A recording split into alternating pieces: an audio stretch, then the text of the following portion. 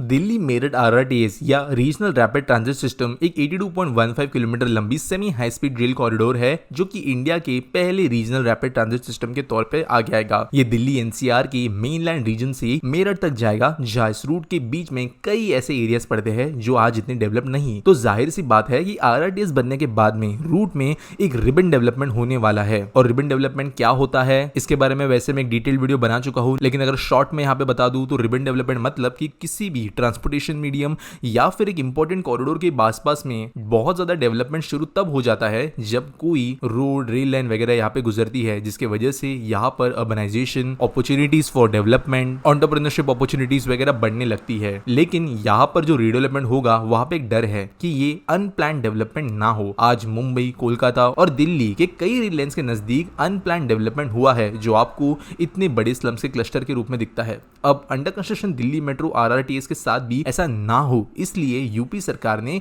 एक fully approved master plan निकाला है और आज हम उसी के बारे में जानेंगे। पर आगे बढ़ने से पहले अगर आपने चैनल को सब्सक्राइब नहीं किया है तो प्लीज सब्सक्राइब कर दे, क्योंकि आपके लिए तो वो फ्री है, बट हमें हमारे चैनल को चलाने के लिए बहुत मोटिवेशन मिलता है उसकी वजह से। आज दिल्ली एनसीआर में एक बहुत ही एफिशिएंट मेट्रो सिस्टम है, पर यह मेट्रो सिस्टम गुड़गांव, नोएडा, गाजियाबाद और फरीदाबाद जैसे सैटेलाइट सिटीज को डेवलप होने के बाद बनाई गई। लेकिन ये मेट्रो सिस्टम के आसपास में ये शहर प्लान होने की वजह से ज्यादा अनप्लान डेवलपमेंट नहीं हो पाया। लेकिन अब दिल्ली मेरठ आरआरटीएस एक बहुत ही अलग सिचुएशन में है, जहां ये ऐसे रूट पर बन रही है जहां पे रियल एस्टेट डेवलपमेंट अपॉर्चुनिटीज बहुत ज्यादा है या काफी जमीन खाली डेवलपमेंट के लिए बची हुई है। इसलिए मेरठ डेवलपमेंट अथॉरिटी ने एक नया प्लान बनाया है जिसमें वे प्रतापपुर में 750 एकर्स की एक मॉडर्न टाउनशिप बनाएंगे Uttar Pradesh urban development ministry के अंतर्गत, और ये प्लान अप्रूव भी कर दिया गया है। Delhi Meerut rapid rail transit system या रैपिड एक्स ये मेरठ सिटी में एंट्री जब करेगी तब ये शहर बनेगा। ये प्रपोज टाउनशिप रेल कॉरिडोर के आसपास इंफ्रास्ट्रक्चर का विकास करेगा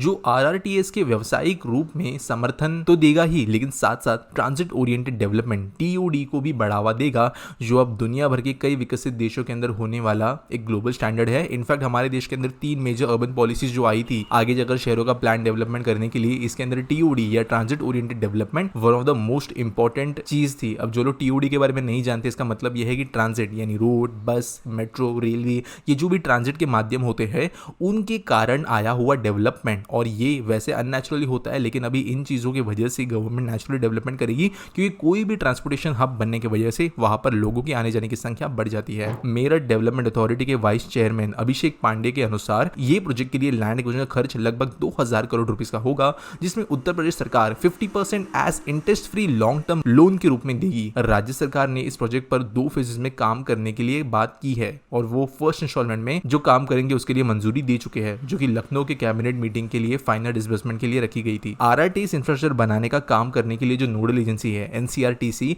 या national capital regional transport corporation, ये यूपी सरकार के द्वारा हाल ही में मंजूरी पा चुकी है। ट्रांजिट ओरिएंटेड डेवलपमेंट पॉलिसी के अनुसार दिल्ली, गाजियाबाद, मेरठ आरआरटीएस कॉरिडोर पर कई जो इन्फ्लुएंस वाले इलाके हैं उनको विकसित करने के लिए, और मेरठ और गाजियाबाद की डेवलपमेंट अथॉरिटीज एक्टिवली यहाँ पर काम करेगी। अब ये प्रोजेक्ट की फंडिंग की बात करें तो वैल्यू कैप्चर फाइनेंसिंग एक मेथड है जो गवर्नमेंट और प्राइवेट एंटिटीज को इंफ्रास्ट्रक्चर डेवलपमेंट प्रोजेक्ट्स को फंड करने में यहाँ पर इस्तेमाल होगा, जिसमें प्रॉपर्टी के इंक्रीज्ड वैल्यू और इकोनॉमिक बेनिफिट्स के हिस्से को रीगेन करके उसी प्रोजेक्ट की फाइनेंसिंग करने के लिए काम में लिया जाता है। यहाँ पर बेसिकली लैंड वैल्यू की फाइनेंसिंग भी आरआरटीएस के प्रोजेक्ट के लिए रेवेन्यू उत्पन्न करने के लिए एक इनोवेटिव मेथड के तौर पर काम आएगी। अब ये कैसे? यहाँ पर जो न्यू टाउनशिप लॉन्च होगी वहां पर अथॉरिटीज को भी एडिशनल फ्लोर एरिया एफएआर या जैसे कहा जाता है एफएसआई जैसे चीजों की अनुमति ज्यादा हिस्से में मिलेगी, जिसकी वजह से यहाँ पर residential, commercial, walking public infrastructure, transportation, ये सब चीजें जो है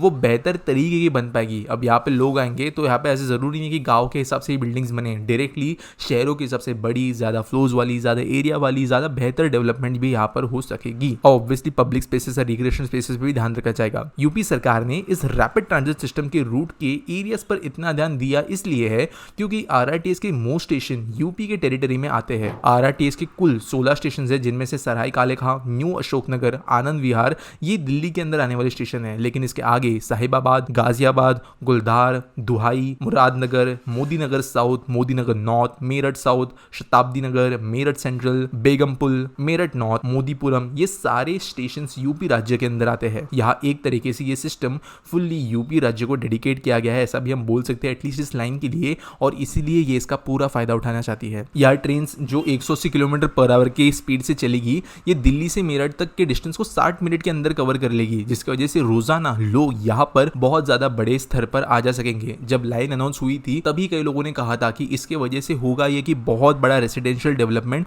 हमें दूर देखने मिलेगा दिल्ली से, क्योंकि लोगों के लिए कम्यूट करना आसान हो जाएगा। तो ऐसे ही मेरठ के अंदर काफी इन्वेस्टमेंट आने वाली थी और अगर सामने ही एक प्लान्ड टाउनशिप पड़ी हो तो इन्वेस्टमेंट प्रोसेस और भी क्विक बन जाएगी। हम मनी कंट्रोल के एक रिपोर्ट को ही देख सकते हैं जहां मेरठ के गसौली विलेज से बिलोंग करने वाले अविनाश चौधरी की बात बताई गई है। अविनाश चौधरी जो करेंटली दिल्ली की एक मल्टीनेशनल कंपनी में काम करते हैं और नोएडा में रहते हैं, उन्होंने अपनी नोएडा या गाजियाबाद में घर खरीदने का अपना प्लान कैंसिल कर दिया है। इसकी जगह उन्होंने अपने परिवार के साथ मेरठ में रहने और आने वाले आरआरटीएस के माध्यम से रोजाना दिल्ली तक कम्यूट करने का फैसला लिया है। ऐसे ही कई लोग हैं। वर्तमान में वह नोएडा में रहते हैं और रोजाना दिल्ली के अपने ऑफिस में जाने के लिए 1 घंटे से अधिक समय लेते हैं, लेकिन एक बार जब आरआरटीएस खुल जाएगी तब उन्हें ये समय बहुत ज्यादा ड्रास्टिकली नीचे आता हुआ नजर आएगा और अब परमानेंटली अपने होम टाउन मेरठ वो शिफ्ट कर लेंगे, जहां वे एक बड़ा घर भी खरीदेंगे और परिवार के साथ रहेंगे। जब आरआरटीएस शुरू हो जाएगी तब उन्हें बहुत ज्यादा टाइम मिलेगा और अपने कार की इस्तेमाल करने की जरूरत उन्हें नहीं होगी। दिल्ली के सैटेलाइट टाउन जैसे कि नोएडा, गाजियाबाद और गुड़गांव पहले ही बहुत अधिक ग्रो हो चुके हैं। वाहन भीड़ वहां पे बढ़ चुकी है